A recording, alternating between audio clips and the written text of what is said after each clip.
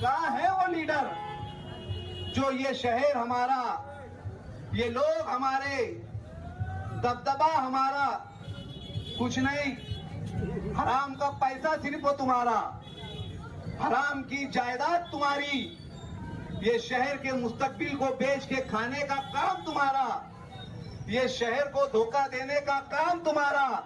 یہ شہر کو بے وقوف بنانے کا کام تمہارا، یہ شہر ہمارا،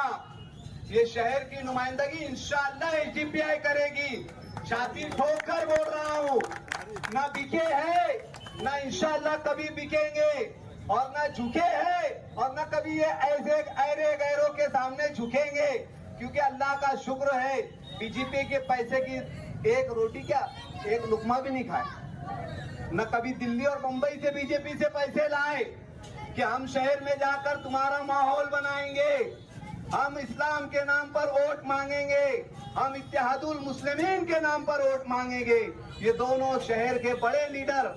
ایک اجیت دادا پوار کا لاڈلا، ایک شندے کا لاڈلا، اور یہ شہر میں آ کے ہم مسلمان، ہم تمہارے لیڈر، ارے سدھر جاؤ، لیڈر نہیں، گیڈر، اور چور ہے چور۔